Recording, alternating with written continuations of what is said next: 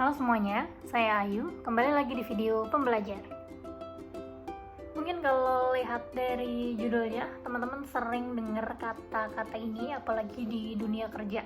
Nah, pada kali ini saya coba akan bahas makna sebenarnya dari skala prioritas itu apa, mulai dari pengertiannya, faktor yang mempengaruhi, dan nanti juga saya akan menjelaskan mengenai gimana caranya untuk kita bisa menentukan skala prioritas. Membaca dari salah satu artikel di Google ya mengenai skala prioritas, menurut Wahyu dan kawan-kawan di tahun 2008 mengemukakan pendapatnya mengenai skala prioritas. Mereka berpendapat bahwa skala prioritas ini berisikan kebutuhan yang harus dipenuhi oleh manusia yang sesuai dengan tingkatan level dan untuk pemenuhannya juga. Nah, dengan adanya hitungan skala prioritas ini diharapkan manusia akan lebih mengerti mana kebutuhan yang harus didahulukan dan dapat ditunda pelaksanaannya. Hasil dari yang akan didapat adalah untuk menghindari pemenuhan kebutuhan yang kurang tepat. Selanjutnya, mengapa sih sebenarnya skala prioritas ini penting?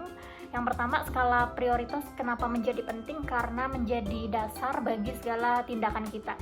Nah, saat kita jalanin aktivitas pasti kan bingung mana yang mau dikerjain duluan atau di kerjaan juga mana yang perlu diselesaikan terlebih dahulu, mana yang diselesaikan berikutnya. Nah, dengan kita menentukan atau membuat skala prioritas ini, maka kita bisa tahu nih mana yang akan kita kerjakan duluan, mana yang akan dilakukan belakangan dengan urutan beserta tujuan yang sudah jelas. Alasan selanjutnya adalah kita juga bisa menjadi lebih paham dengan apa yang harus kita lakukan. Kita seperti pembahasan tadi, kita tahu tindakan apa yang kita lakukan. Yang kedua adalah kita tahu lebih paham apa yang dilakukan. Nah, ketika ada susunan rencana yang akan kita lakukan, kita bisa lebih tahu mana dulu yang lebih penting dan mana yang tidak. Kalau kita misalkan tidak bisa menentukan itu, maka kita secara mentally akan lelah ya mikirin, aduh mana duluan nih, ini belum selesai, ini belum dikerjakan. Nah, dengan skala prioritas ini kita udah tidak bingung lagi untuk bisa ngerjain tanggung jawab dan kegiatan-kegiatan kita.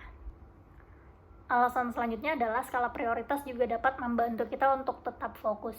Nah, saking bingungnya kita dengan kegiatan-kegiatan yang kita punya, kita bisa sampai hilang fokus dan ngerasa kebingungan. Akhirnya kita habis waktunya untuk memikirkan hal-hal yang kurang jelas. Nah, dengan skala prioritas ini, teman-teman sudah tidak perlu takut lagi karena apa yang teman-teman kerjakan saat ini adalah sesuatu yang penting sehingga kita lebih mengesampingkan hal-hal yang sedang tidak perlu terlebih dahulu. Alasan selanjutnya adalah skala prioritas dapat menjadi tolak ukur untuk pencapaian pribadi kita. Nah, dalam pembuatan skala prioritas kita disarankan untuk bikin daftar prioritas apa yang akan kita lakukan.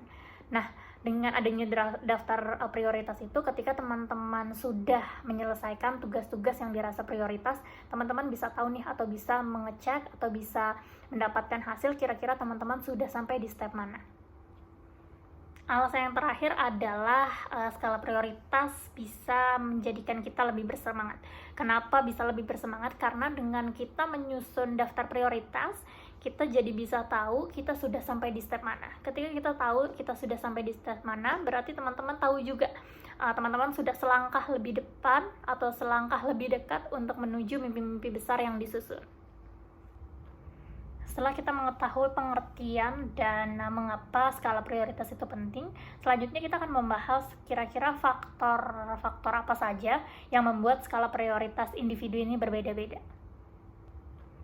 Setelah kita faktor yang pertama adalah pendapatan. Nah, faktor pendapatan ini juga bisa diartikan sebagai tahap pemenuhan kebutuhan yang berbeda. Pada umumnya, biasanya individu dengan pendapatan yang lebih tinggi, maka mereka juga harus memenuhi kebutuhan yang lebih tinggi. Faktor yang kedua adalah status dan peran dalam masyarakat. Perbedaan status dan peran dalam masyarakat ini tentunya menimbulkan adanya perbedaan skala prioritas. Hal ini disebabkan karena adanya perbedaan kewajiban yang harus dilakukan oleh masing-masing individu. Contohnya aja seorang presiden dan rakyatnya, pastinya kan ada perbedaan skala prioritas yang harus mereka kerjakan terlebih dahulu. Dan faktor terakhir yang dapat mempengaruhi skala prioritas adalah lingkungan masyarakat. Nah, lingkungan masyarakat sekitar juga bisa turut serta menjadi faktor yang mempengaruhi prioritas seseorang.